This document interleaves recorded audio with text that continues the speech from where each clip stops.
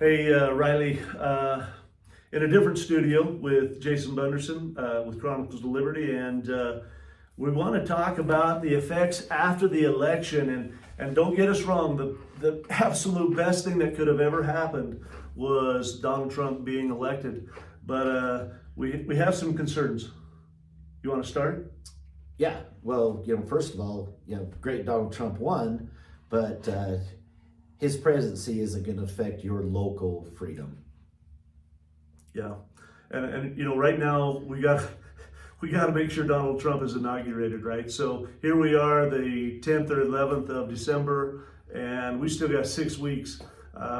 We started hearing over the weekend, I think it was on the 7th, Obama talking about basically declaring civil war in his speech to the democracy and whatever foundation he's supporting, and projecting all the things that the Democrats have been doing and saying that the Republicans are going to do these things.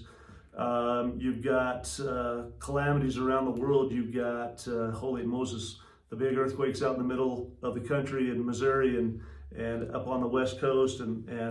So, guys, Donald Trump he's saying some weird stuff right now too. And the fact that he thinks he can invite, whether in jest or not in jest, talking about the tariffs on these countries around the world. And then when they say, we don't have money to spend that way, and there's gonna be retribution. And then Donald Trump comes out and says, hey, why don't you just join the United States and become the 51st state or the 52nd state? And now he's said that to both Mexico and Canada. And I'm greatly troubled by that because, A, Donald Trump does not have that authority. That's an act of Congress, and that's a little terrifying. Yeah, I mean, he's saying other things too, like,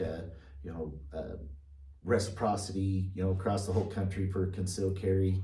I'm all about that. I mean, you shouldn't have to have a concealed carry license to carry. That's your God-given right, to protect yourself no matter where you're at.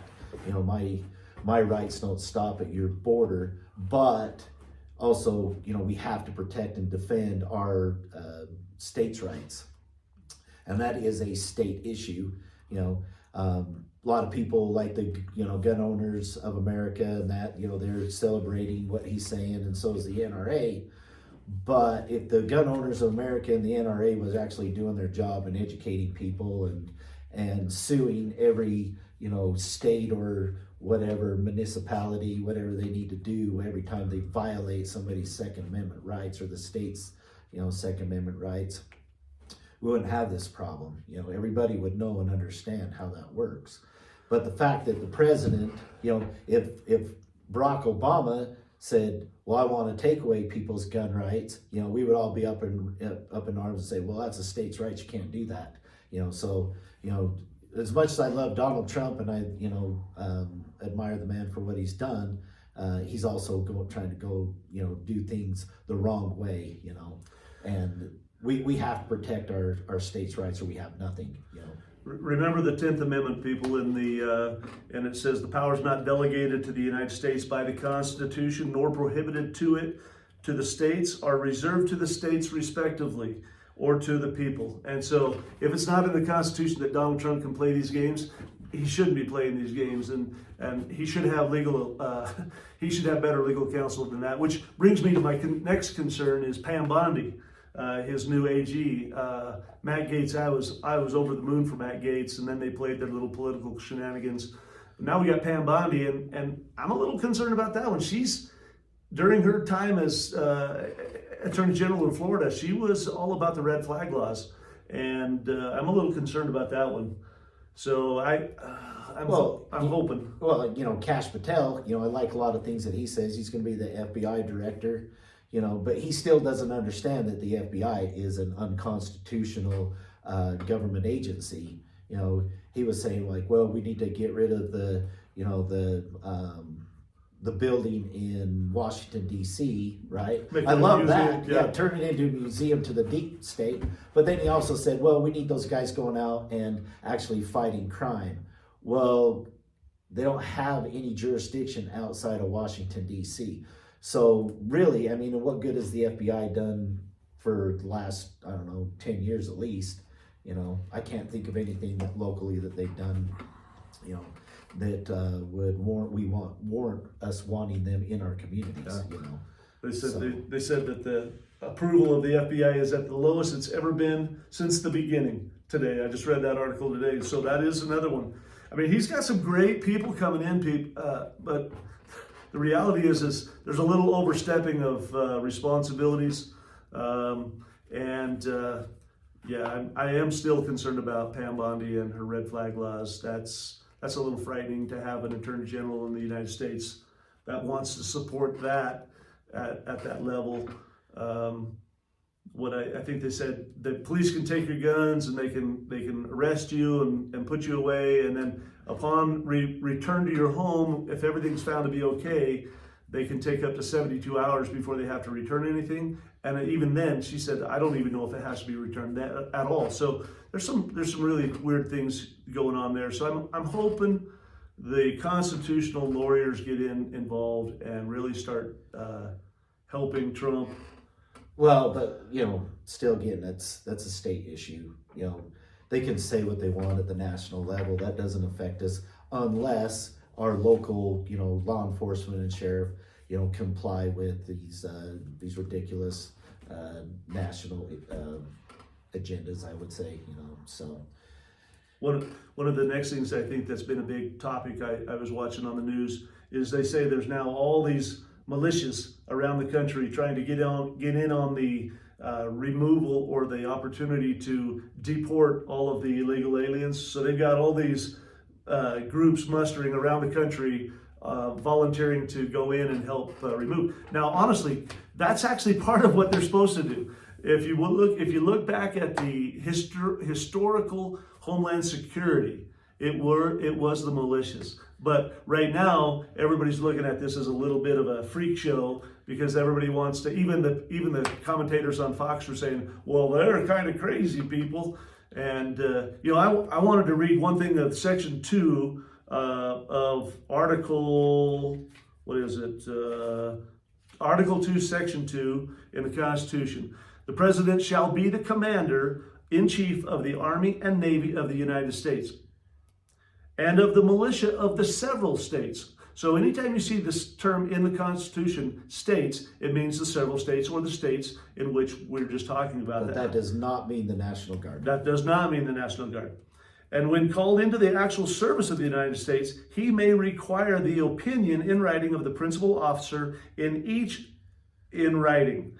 The principal officer in each of the executive departments upon and subject relating to the duties of their respective offices. And he shall have power to grant reprieves and pardons for offenses against the United States, except in cases of impeachment.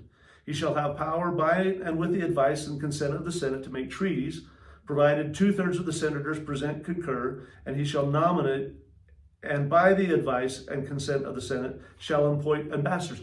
Basically, that's pretty much all he has. That's his responsibility. He's a commander-in-chief, and he's supposed to ensure that the militias, when called upon to protect the homeland, are called upon. But right now, the Congress, our governors, they're all abdicating. Every one of them are abdicating their responsibilities in relation to the militias. And so if these militias were well regulated, they would be governed by officials. Their commanders would be appointed by the governors of each of their states, and they'd be well trained. They would be well disciplined. They would have all of the military assets that our military has. And because if they didn't have military grade hardware during the Revolutionary War, people, they would not have won the Civil War or the Revolutionary War. So remember that when all you guys are thinking the Second Amendment is about hunting. This came 5 years after the Revolutionary War. They wanted to ensure that they had the military grade, top quality, same as the military, to fight forces, and they were there for Homeland Security. And so, yeah, in this deportation model, it's the right thing to do. It just has to be done correctly, and not look like a bunch of vigilantes and crazy kooks, because it can get out of control in a hurry. Well, I think it's a bad idea all the way around. You know, the thing is we have to protect what is in the Constitution about the militias. you know, and I mean, kind of looks like something that could go bad and would be some bad publicity, you know. So if you're security minded, I would not be engaging in those things. Yeah. Remember when they wrote the Constitution, and it's in the Declaration of Independence as well. Everything they wrote back then in the 1700s started with a preamble, right? It was the introductory clause to what they wanted to do. So in the Second Amendment, right, the preamble to the Second Amendment, if I can find it, where is my Second Amendment? Okay, the Second Amendment is, well, I'm jumped way past it. Okay, so the second says, the preamble is a well-regulated militia being necessary to secure a free state, right? That's what it says. Okay, so a well-regulated militia, which means all the men 16 to 60 are trained, they're ready to go, shall secure the free state. That's their homeland security. The right of those people to keep and bear arms shall never be infringed. And that's the conclusion. That's the preamble and the assets. So remember, when you're reading all the amendments, there's always a preamble, there's always an introductory statement, and then we go. And that's how you should read this, is to understand the historical nature of how the founders wrote. That's what it's all about. Got anything else you're concerned about? It's that simple. Yeah. You know? So, oh sure, I mean, there's lots of stuff I'm concerned about. I thought about today doing a daily conspiracy theory, because man, there's a lot of shit going on right now that I'm all engaged in. I'm just going, man, my head's just spinning with everything that's happening. I thought we were all out. Yeah, no, we're not out of conspiracies. It's going. So anyway, thanks, Jason, and hope everybody has a great 2025. It should be a doozy. Buckle up, prepare, and if you have a chance to get out and get trained, do it.